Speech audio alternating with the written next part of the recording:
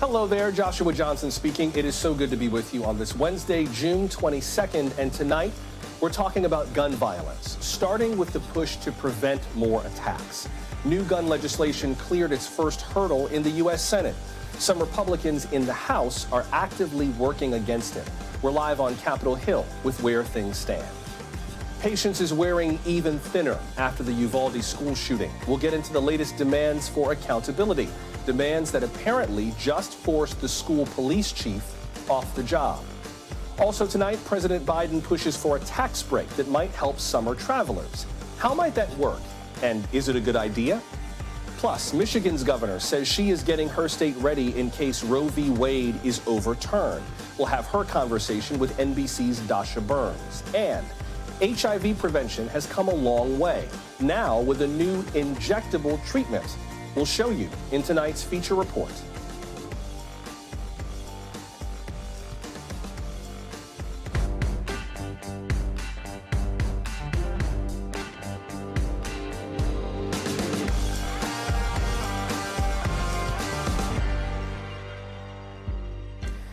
It looks like Congress is moving toward passing gun safety legislation for the first time in a long time. Last night, the Senate advanced a measure that would toughen federal gun laws in hopes of preventing mass shootings. Now, it has not passed the bill yet. It's just begun the process that could lead to passage. But Senate Minority Leader Mitch McConnell said the bill should have a chance. I support it. I hope we'll be able to move forward. Obviously, that'll be determined by the membership as to just how long we spend on the bill. But regardless, I hope we'll be able to pass it. I think it's a significant step in the right direction to deal with the two issues that I think it focuses on: school safety and mental health. Today, a number of House Republicans said they are against the measure. But Democrats control the House, so they might have to just pass it without much GOP support.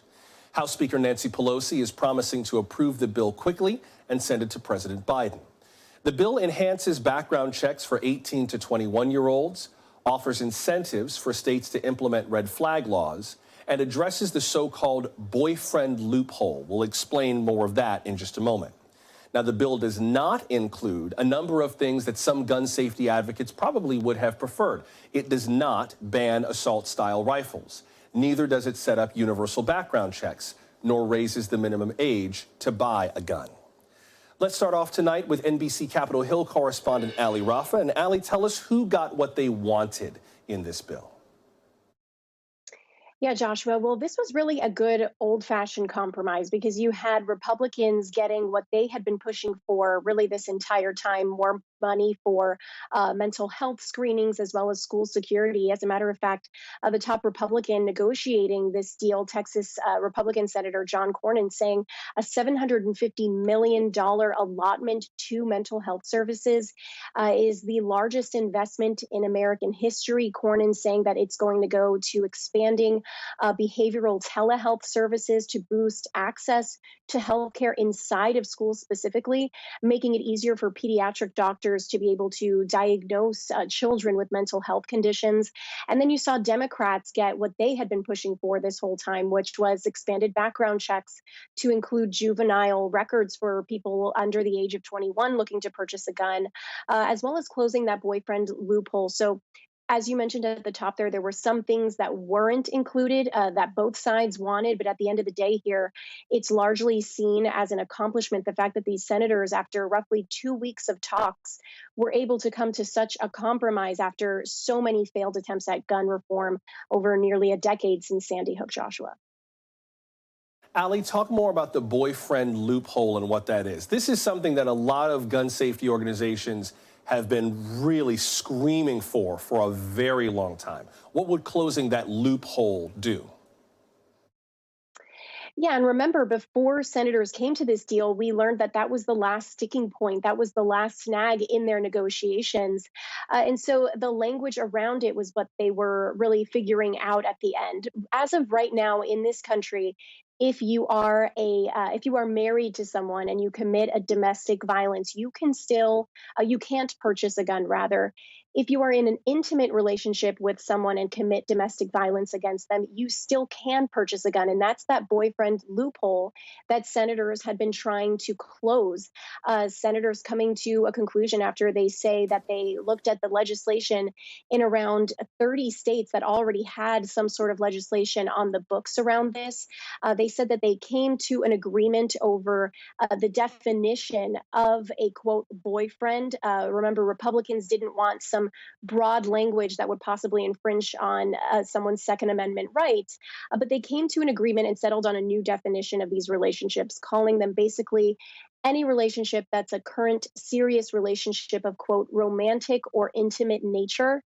Senators in these talks giving credit really where credit is due, saying that Texas Republican Senator John Cornyn was really the one that came to the conclusion, was able to get this deal reached. Joshua. One last thing we should note, the NRA released a statement. It says it is very much against this legislation. It reads in part, quote, this legislation can be used to restrict lawful gun purchases, infringe upon the rights of law-abiding Americans, and use federal dollars to fund gun control measures being adopted by state and local politicians. This bill leaves too much discretion in the hands of government officials and also contains undefined and overbroad provisions inviting interference with our constitutional freedoms, unquote. That's part of the statement from the NRA. Ali, what kind of opposition do we expect this bill to face, particularly because it is indeed a bipartisan bill and was intended to be built to sort of withstand this sort of opposition?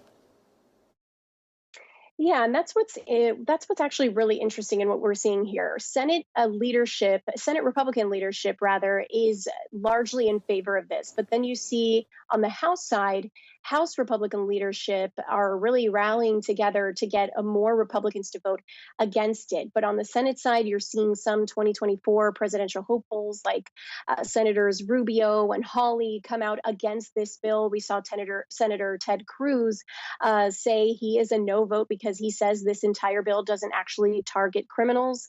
You have a senator that is largely known for stalling legislation, Senator Rand Paul, saying that he read it and he wants amendments to it. So we're seeing on the Senate side some Republican opposition, but as we saw last night with that vote, this has already garnered the support of enough Republicans to break that filibuster, that 60-vote filibuster needed to get it passed in the Senate. And so, as of right now, these Democratic senators, the Republican senators involved in these talks, are willing to work with the Republicans to try to find some sort of compromise, the ones that are against it. But this is largely seen as already an accomplishment, already something that has a very good chance, if not a guarantee, of passing, Joshua. And I do want to note just the graphic we're looking at right now, the senators that you were seeing on your screen, Roy Blunt, Lindsey Graham, Mitch McConnell, and others, those are senators who have voted to advance the bill. They have not yet voted to pass the bill. We're not at that stage of the process yet, but as Senator McConnell said, he is hoping that that point in the process does indeed come. Thank you, Ali. That's NBC Capitol Hill correspondent Ali Rafa starting us off tonight. So, Congress is moving toward preventing future shootings.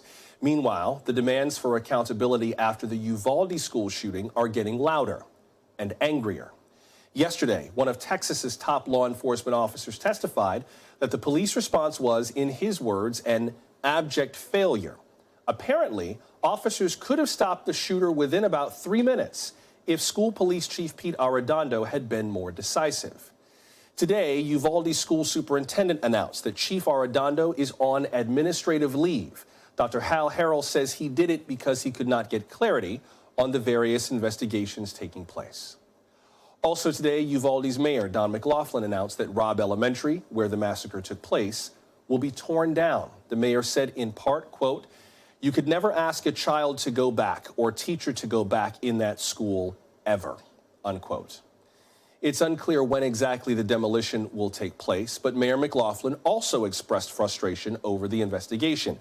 He claims that city officials are not getting any updates.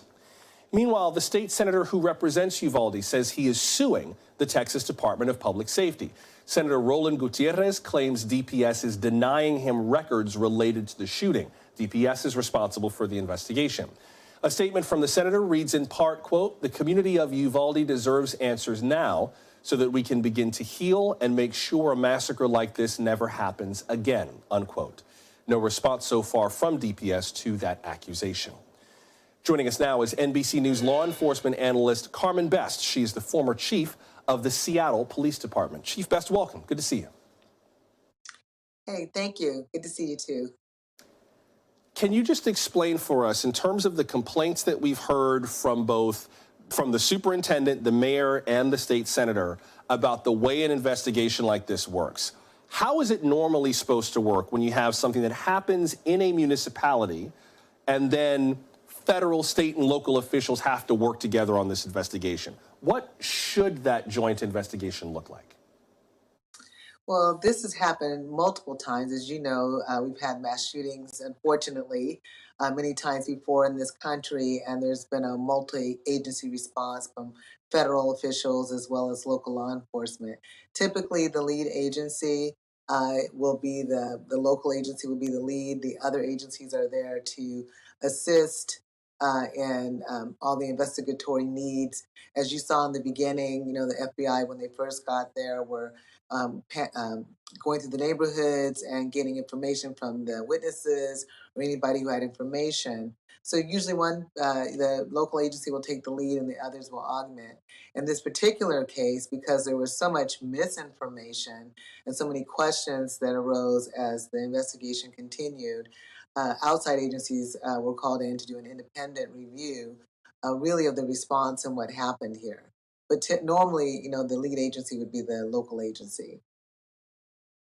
What is your sense of how this was handled? It feels like there's a lot of finger pointing going on and some very solid, stony silence in some places in terms of a few details of this shooting. I know it's easy to point fingers as someone who's not in law enforcement, but as someone who has been, what's your sense of where the accountability lies? Well, it's just a debacle, to be honest with you. It started out with a lot of misinformation and then a lack of transparency and what was happening, what was going on. There's still a lack of transparency. And at this point, several weeks into this, there is a lot of finger pointing. Everyone's blaming someone else. But there are some very pertinent facts that are clear. We know that at this point that a number of officers were in the facility, in the school, that no action was taken for an extended period of time. And of course, we have the tragedy of all the deaths. Those things we know to be true. Now it's trying to figure out who knew what when and why decisions weren't made sooner. And so I think this is going to last for a while. There will be some finger pointing. We've seen a lot of that. It would be great if the agencies could come together and just provide the information. The facts will lead to the truth. People just want to know what the facts are. Here's a little more from Uvalde's Mayor Don McLaughlin about the information he has and has not received so far. Watch. There is a lot more that even I don't know yet that's going to come out what's there. But like I said, everybody's trying to CYA on this with the deal. And Colonel McGraw and everybody else, it's almost like they don't want to admit their DPS officers were there. Not one report, not one thing up there in the state today did you hear about what his DPS officers were doing in that hallway or in that deal. Chief Best, what's your sense of the best way to get this on the track that it needs to be on? I've covered a lot of crimes over the years, worked with some really good PIOs, public information officers. And I understand, right, why there are certain pieces of information that you can't just release all at once. It could compromise an investigation. I get that. But this feels like a bigger logistical organizational problem than that. What's the quickest way to just get this back on track so we can figure out what happened and move on? Yeah, they're going to have to come together with a timeline and just be very methodical and factual about what happened. I myself was a PIO for the Seattle Police Department for almost 4 years. I've also been over investigations and I've also been a police chief. So like you, I recognize that you can't always release all of the information at once due to investigatory reasons. I will say in this case, the suspect is identified. There's no real that we know of any prosecution. We've got the person, you know, we know who committed the act. So that does lead to a little more openness about what you can release at this point. So they need to come together, come up with the facts, stop finger pointing, and lay out who knew what when, what the arrival was, and why the decision or lack of decision, what the impact was. Yeah, the timeline, I think, and the elements, body camera footage and 911 tapes, that's what's kind of made a lot of this really muddy to understand, and hopefully we can get some clarity on that soon. NBC News law enforcement analyst Carmen Best, formerly Seattle's police chief. Chief, we appreciate you making time. Thank you very much. Great. Thank you. Still to come, President Biden is proposing to make gasoline a little bit cheaper. We'll break down his idea for a federal gas tax holiday. Plus, when will America's brutal heat wave cool down? We'll explain your forecast just ahead. We're glad you're with us for Now Tonight from NBC News. President Biden is proposing a tax break that could make your summer vacation a bit more affordable. Today, he called for temporarily suspending the federal tax on gasoline. That would cut the cost of regular gas by 18 cents a gallon, 24 cents for diesel. The president claims that we could save $1 a gallon if states cut their gas taxes and energy companies refine more oil. Together, these actions could help drop the price at the pump by up to $1 a gallon or more. It doesn't reduce all the pain, but it would be a big help. I'm doing my part. I want the Congress, the states, and the industry to do their part as well. Now, President Biden needs Congress to get this done, but a statement from House Speaker Nancy Pelosi did not endorse the idea outright. She expressed more of a wait-and-see approach to find a path forward. Meanwhile, the Federal Reserve remains focused on easing inflation. Today, Fed Chairman Jay Powell testified before the Senate. He said we can expect higher interest rates until costs come down. Chairman Powell also addressed concerns of a recession. Do you agree with the perspective that if interest rates go too high, too fast, it could drive us into a recession?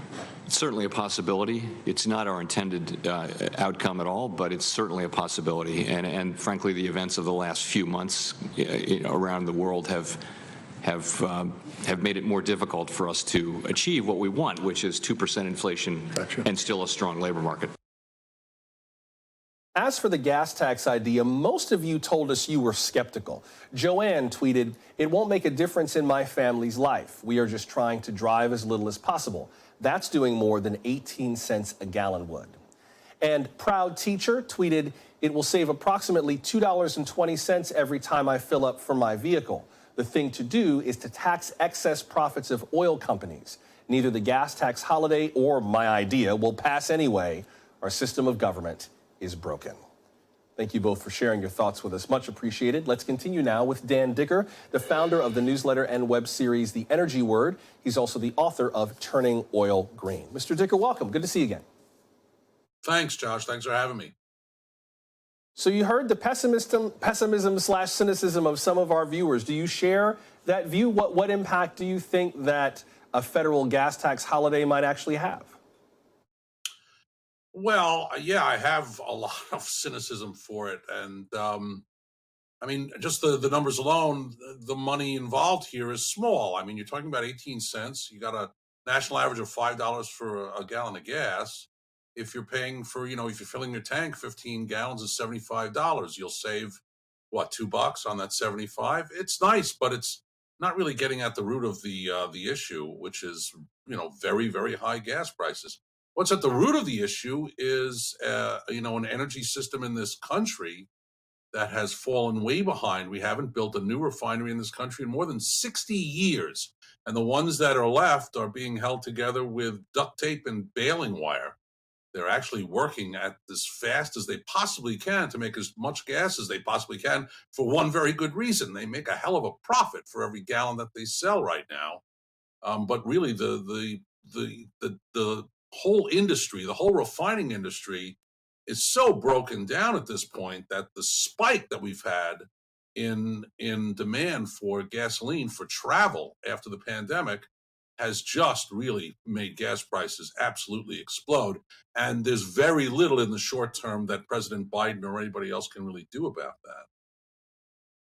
Yeah, there was a report from the Energy Information Agency, which is a federal agency, that said they expect refineries to be working at 96% capacity in June, 94% in July, 96% in August, highest levels nearly in 5 years.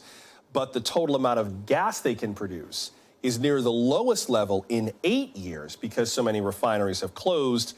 And God forbid we have a hurricane that shuts down another refinery, which could make gas even more scarce. With regard to the tax, though, can you just explain how gas taxes work? I mean, there's federal gas taxes, state taxes, sometimes county taxes, sometimes city taxes that all take a little bitty slice off of every single gallon of gasoline that you buy. Where does that money go? Well, the federal money goes to the Highway Trust Fund, which is used supposedly to keep up our infrastructure on highways. You should know that the Highway Trust Fund has been broke for the last 2 years based on the money that because they haven't really adjusted gas taxes for inflation since I think 1992. And they've been falling way behind in terms of the funding of the Highway Trust Fund. So this will make things worse if you have a holiday. They've gotten a fresh influx of capital from the new infrastructure bill, which actually put $120 billion towards the Highway Trust Fund. So again, that'll be solvent for a little while. This gas tax holiday won't help much. And if it's really not, the cities and states are the same kind of thing. They're supposed to go for infrastructure for those, but for many of the states, there are carve-outs for other things. New York and California are the worst. They take a little more than a third of their taxes and they put it for, other things, police and education and all sorts of things. They put it right back into the general fund. So a little bit of a dodge going on with those taxes. It's a complex system, but in all ways, it doesn't seem like the main issue that's going on here, that is, high gas prices that are killing consumers right now, is fixable by either, a gas tax on one side, or one of your commenters talked about, which would be a profit tax on oil companies. That wouldn't help either. So what do you think would make an impact? Granted, gas prices are just one aspect of these inflationary, recessionary concerns, and I don't want to make it sound like, if we deal with gas taxes, we've solved the problem. Clearly not. But there's a lot going on as it relates to energy right now. There's obviously the push to get electric vehicles and hybrid vehicles in broader use. The president is going over to Saudi Arabia next month. I'm sure that oil and energy is going to be on the table as part of the conversation. Like, where is the biggest bang for the buck in terms of easing that aspect of the cost of living right now? Well, the first thing we have to figure is that we are dealing with what is a longer-term problem than just the political problem that President Biden is facing for the midterms. That's a real problem for him, but in terms of the problems of inflation and oil and gas in particular, that's a longer-term problem. I will tell you this, Josh, and it's a hard thing to hear, but there is, economics 101, and that means, that price and demand are inversely related. And, what we need to see is that people use their cars a whole lot less than they're using them right now. Because what we see is that the miles driven in the United States right now hasn't really gone down at all. And gas is up nearly $3 a gallon. For the last $3, people are driving just as much as they always have. And so to me, what it indicates is that we have to get to a price where people will finally decide, I really should carpool. I really should drive a little bit less. Maybe I should buy a scooter. There are lots of options for people to change the way that their habits in terms of high gas prices. And until we reach some of those points, I don't really see gas prices in the short term easing very much. Now, you talk about, renewables. Definitely there's going to be a push for those at this point, and there has been a push for those. Yeah. But again, these are long-term solutions, and the medium-term solutions are all based on people's habits. I hear you on that. I think, there's another conversation to be had about like pent-up demand for travel because of the pandemic, and now more people are vaccinated and they want to get out, and there's a behavioral piece to this as well, but that might be the biggest piece of it. Dan Dicker of the Energy Word, appreciate you making time. Thank you very much. Thank you, Josh. And thanks to those of you who shared your thoughts on this proposed gas tax holiday. We'd love to hear more from you. Keep them coming. I wonder what you thought of what Dan said. Are you willing to change your habits if it might have an impact on the overall cost of fuel? Or do you just have more questions about all this? Feel free to leave us a brief but brilliant voicemail, 888-575-2NBC. That's 888-575-2622. Or email us nowtonight@nbcnews.com. Meanwhile, that summer road trip might be unthinkable, whatever gas costs, if your AC is busted. A number of cities hit triple-digit temperatures today with no relief anytime soon. Why is this happening? Well, there's an area of high pressure heading east with intense heat trapped inside. It's what they call a heat dome. Temperatures in some cities could get as high as 115 degrees. Please drink more water than you think you need. Meanwhile, Yellowstone Park partially reopened today. Historic floods drove thousands of visitors out. Officials plan to open most entrances with limited access over the next 2 weeks. For now, guests can enter the park's South Loop near Old Faithful and Yellowstone Lake. The floods took out major roads, bridges, and some nearby homes.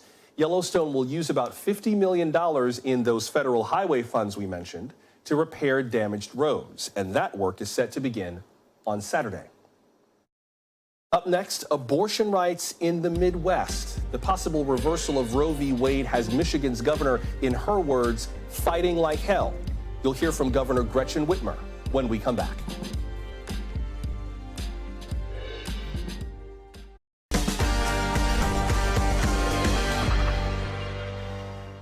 States are getting ready for the Supreme Court's ruling on Roe v. Wade. Today in Michigan, Republican lawmakers filed a bill to outlaw abortion services.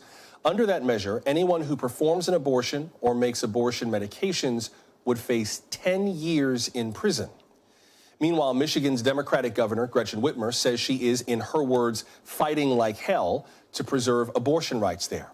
She led a roundtable discussion with women on their reproductive journeys and shared her plans if Roe v. Wade is overturned.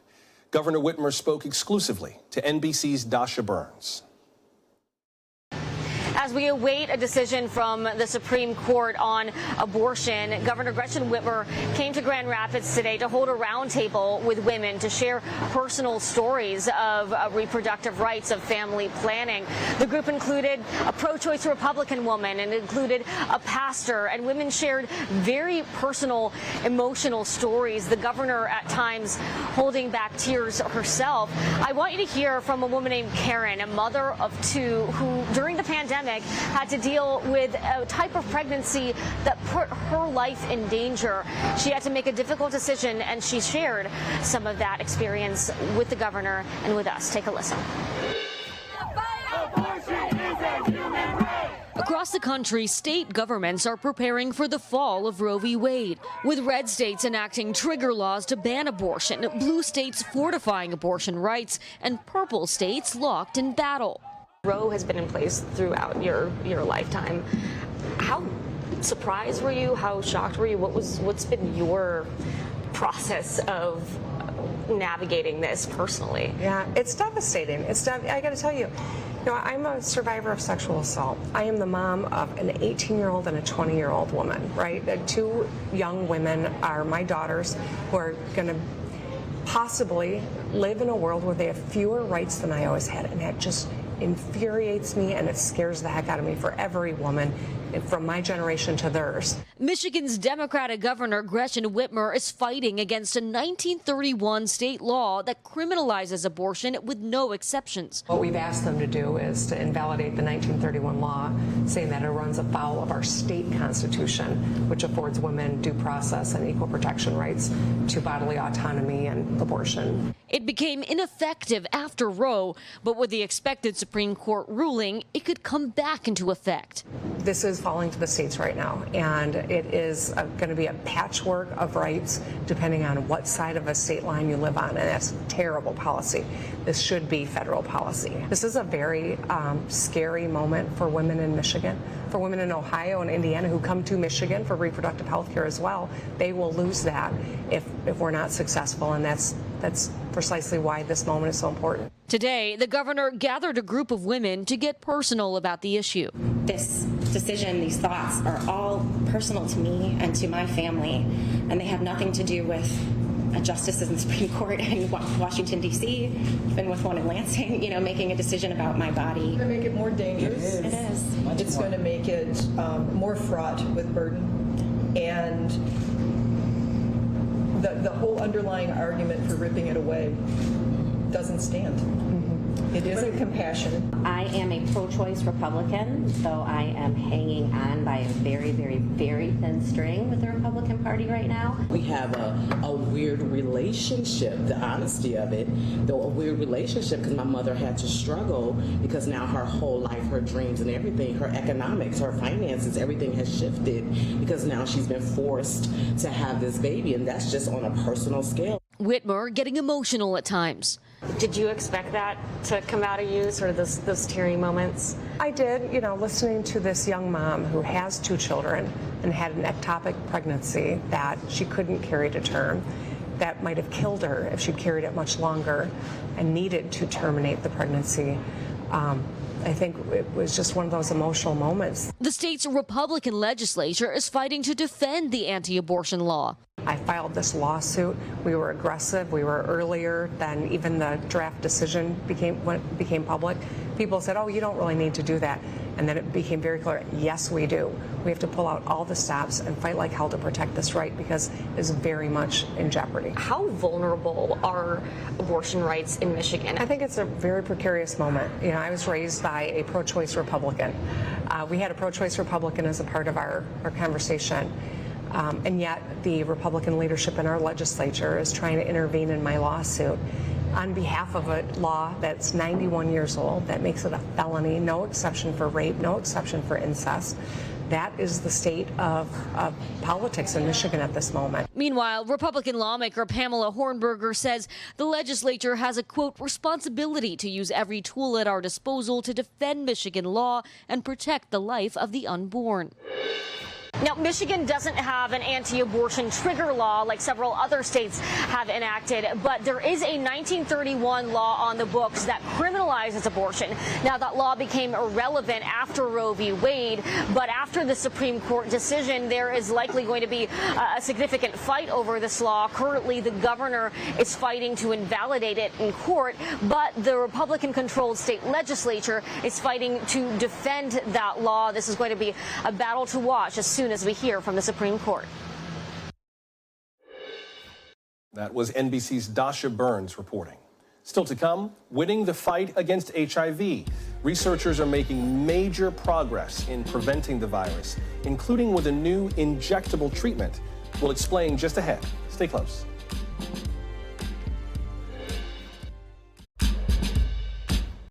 The U.S. government has a plan to end the AIDS epidemic over the next decade. That used to sound like a dream, barely worth hoping for. But not anymore. The goal, according to the White House, is to reduce new HIV infections 75% by the year 2025 and 90% by the end of this decade. So how do you end an epidemic? For one thing, a vaccine appears to be on the way. Several candidates are currently in human trials. Until then, treatment and prevention are easier and more effective than ever. We'll talk about that in just a moment. But first, we spoke to a group of men about their journeys with HIV, staying safe from it and living with it.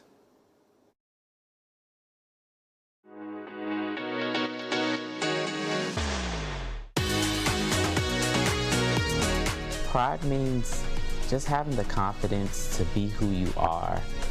And once you have the confidence to be who you are, that's when you can really start loving yourself. My name is Stefan Thomas. I'm 28 years old. I was born in Fort Campbell, Kentucky, but raised in Memphis. We had a Pride event. It was a parade, a lot of festivities going on. I could just see so many people being authentically themselves. Hi, my name is Jason Dooley. I live in Boston, Mass. I'm 57 years old. I remember coming to Pride in Boston in the late 80s as a really young guy and just, having a ball. And one of my biggest memories is marching up to the state capitol and looking back down the street onto Boston Common and just seeing tens of thousands of people. First, I came out to my friends. I want to say a year later, I came out to my mom, and she cried at first. And she didn't want any of her sons to be gay. Being gay also has a stigma of getting HIV. She thought all these things was going to happen to me. I don't even remember what I thought I had, but I knew I didn't feel good. I was losing weight. So I went to this urgent care center. I was diagnosed with HIV, and I remember they gave me a bunch of like photocopied pamphlets, like they didn't even have real material. It was kind of in shock for that first few hours. Then you feel guilty because, you know, all the people that have come before us who lost the battle, you know, we had choice, we had options they didn't have, you know. June 5th, 1981. This is a report from the Centers for Disease Control, a publication called Morbidity and Mortality Weekly Report. In the period October 1980 through May of 1981, 5 young men, all active homosexuals, were treated for biopsy-confirmed pneumocystis carinii pneumonia at 3 different hospitals in Los Angeles, California. 2 of the patients died. Around the time that this publication came out, we at the National Cancer Institute began seeing patients who were presenting particularly with these unusual cancers. This was the first indicator that something terrible was happening in the country. Scientists at the National Centers for Disease Control in Atlanta today released the results of a study which shows that the lifestyle of some male homosexuals has triggered an epidemic of a rare form of cancer. The scientists say this probably means they are dealing with some new deadly sexually transmitted disease. If you contracted HIV, there were no effective treatments. It was basically a death sentence. Many scientists of the time believed it was the virus that causes AIDS was inherently untreatable. We have a disease here which is new, which was not here a decade ago, and we have no cure. And worse than that is that the mortality rate is really astronomical. Young men who were previously healthy, in the prime of their lives, really, highly creative, highly productive, who developed a disease that totally destroyed them. There are 5 people that I know personally and closely that have died since last summer. Death didn't scare me. It was living with this for a long time. That's more frightening than death. I have 4 friends that have died. I have 2 friends that are dying. I listen to them. Brilliant people. Once we knew that HIV was caused by an unusual retrovirus, a kind of special virus that replicates in an unusual way, going from RNA to DNA. Once we had that information, we were able to focus on trying to identify medicinal agents that would work against it. This is what the HTLV3 virus looks like. It was an enormous sense of relief, but also an enormous sense that so much more had to be done. The FDA's approval of AZT today is one of the quickest approval actions on record and will make the drug available to the 14,000 AIDS victims who can be helped by it. But I would expect that certainly within 2 weeks from today, patients will be able to begin taking Retrovir under this system. It did prove that one could treat the virus and could have clinical benefit. And so that FDA approval meant almost everything. Whether by breakthrough or steady progress, we will beat this disease. I had a really hard time that first year with, dealing with the illness and getting on meds and figuring out how to be an HIV positive person. Started with not a handful, but several pills. Then it got down to a couple of pills and then eventually 1 pill. Some people have used the term cocktail. I like to use the word combination. I was able to stay undetectable, and that's really the goal. Were these people cured of HIV? No, they're not cured. But the drugs are so powerful, so effective, and so tolerable that they can suppress the level of infection below detectability. In 2017, my doctor's office, they asked me if I was interested in a clinical trial for an injectable HIV treatment. I wasn't so sure about the needles, getting injections part, but not having to take a pill every day, I was in. As experience grew, it became possible to begin treating earlier and earlier in AIDS, and then even to develop the concept of pre-exposure prophylaxis, where you start to treat patients even before they have a fulminant case or are even infected. If I engage with someone who has HIV because I'm on PrEP, I'm very less likely to contract HIV from it. I didn't know a lot about PrEP, I just kind of knew of it, but the trial helped me learn and become knowledgeable. I just go every 2 months, and then I make my next appointment the same day I get shot. Sadly, a lot of people aren't open about their status. They're not open about being on PrEP. When you talk about PrEP, you have to talk about HIV. When you talk about HIV, you have to talk about the stigma that comes with it. And a lot of people are afraid of HIV. The progress we've made in 25 years or so is really quite astounding. I'm happy for the progress, but I would have to confess that I didn't think it was going to happen. I think there's optimism on a broad front, not only for HIV/AIDS, but for cancer and other diseases. Thanks to producer Sean Crowley and editor Cynthia Silva for tonight's feature report. So, that is what the fight against HIV has looked like up to now. Where's it going from here? Especially now that many gay and bisexual men have another disease to worry about. We'll consider the future of an HIV vaccine and the current concerns over monkeypox before we go.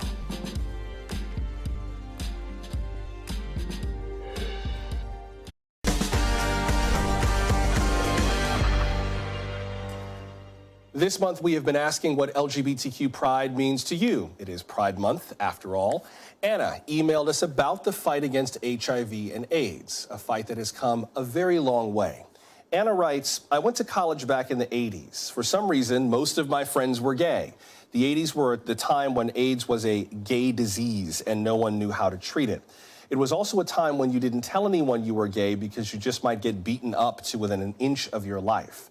I was scared, hoping I wouldn't have to watch my friends come up against bullies.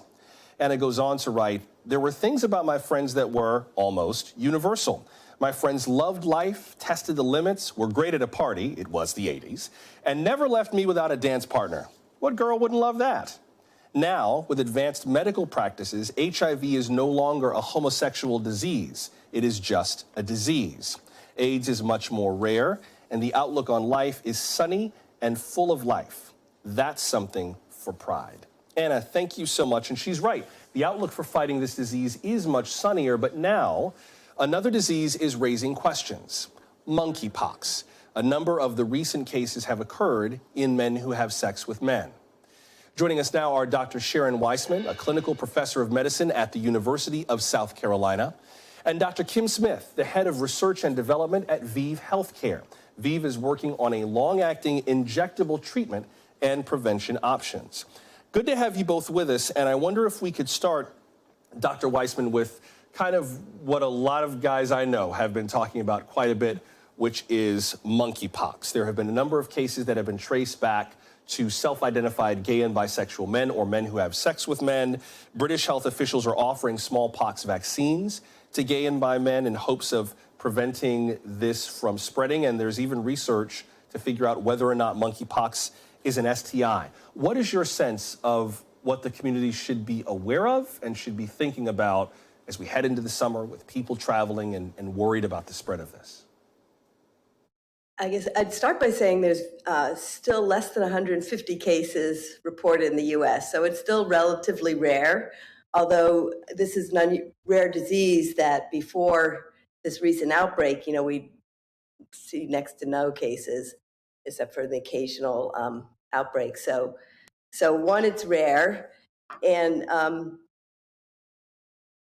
most of the cases, it's like smallpox, but most of the cases, they're much milder. So at this point, there's it's less likely that someone's going to get it, less likely that someone will get severely ill. But if you have anyone presenting with STI-like symptoms and potential risk factors, should be evaluated and considered evaluated for this. Dr. Smith, let me ask you about the fight against HIV. The CDC says that about 25% of people who could benefit from HIV prevention were prescribed medication. That number is significantly lower for Black and Latino men, unfortunately.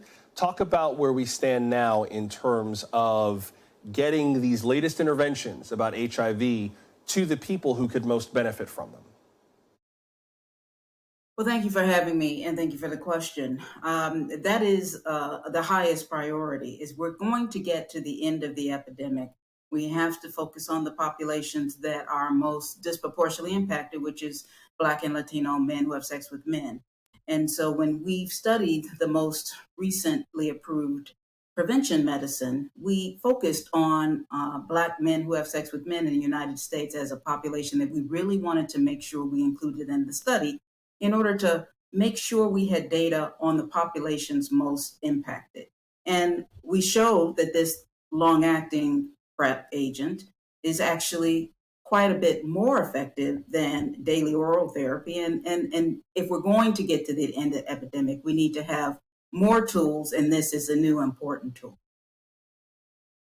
Let me stick with what you were just bringing up, which is PrEP, pre-exposure prophylaxis. And Dr. Weissman, this is the use of originally 2 HIV medications, tenofovir and emtricitabine, given to people who do not have HIV as a way of preventing HIV infection. Dr. Weissman, where do we stand now in terms of getting regimens like PrEP to the people who need them, particularly where you are in South Carolina? Do people know that this is an option that's available to them? That's a great question. So it is available, but as you know, less than 20% of the people across the United States, and even lower percentage in South Carolina, who are eligible to get PrEP are actually getting it.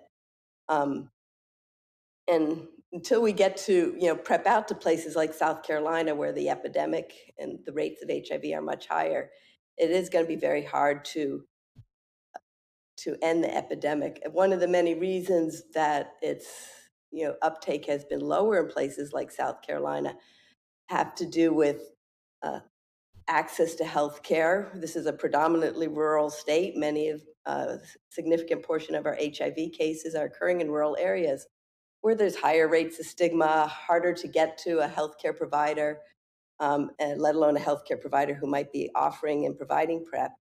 And then lower rates of insurance in the state, which make it harder to pay for PrEP. And lastly, just lack of knowledge. People, who are at risk don't realize they're at risk, don't realize that this is something available. So don't know how to go out and seek it. Dr. Smith, I wonder, in terms of where we go from here, this new injectable form of PrEP seems very exciting. I had been on PrEP years ago, stopped for a while because of side effects, and looking forward to going back on because now there are more options, some that are less likely to have some of the side effects that forced me to stop. And then also this injectable option. There was some work done in South Africa and Brazil, which were 2 of the first countries that rolled out this injectable option. Talk about the advantages of that and the impact that could have if indeed it begins to take root. Well, so the injectable PrEP agent is dosed every 2 months. And so instead of individuals needing to remember to take their medicine every day in order to be protected, they can just come to the clinic every 2 months and get the injection, and they will have a very, very high rate of protection, which is particularly important. Individuals are living their lives. They don't necessarily remember to take something. And as you mentioned, side effects are something that people can be impacted by. And so what we saw in the clinical trial, when we compared the long-acting injectable PrEP in men who have sex with men and transgender women, it was 3 times more effective than the oral pill daily. And in cisgender women, it was 9 times more effective at preventing HIV than the oral pill. And so that is extremely exciting, because what this offers is just a new tool. Again, we need a lot of tools if we're going to get to the end of the epidemic. And so we've seen a lot of excitement with the rollout of Apretude in the U.S., and we're seeing a lot of providers who are interested in making it available to their individuals who may be vulnerable to HIV, particularly in those particular areas that we talked about in the Southeast United States, where we're seeing real significant numbers, and in particular in men of color who have sex with men. that is a particular vulnerable population, and we want to make sure that this is an option for really anyone who might benefit. I appreciate the two of you making time to talk through this with us. Dr. Sharon Weissman of the University of South Carolina and Dr. Kim Smith of ViiV Healthcare. Thank you both very much. We do appreciate it. Hey, before we let you go, we should give you a quick update on that gun legislation that we mentioned.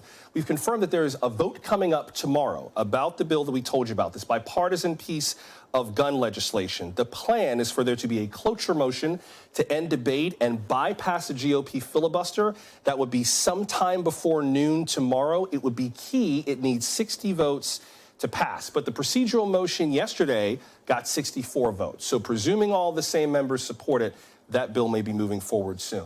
Remember to stay with NBC News Now for more coverage of that and tomorrow's January 6th committee hearing. Our coverage starts at 2:30 Eastern. The hearing is at 3. And of course, we welcome your questions and thoughts on the hearing. Until we meet again, I'm Joshua Johnson. We'll see you tomorrow. Good night.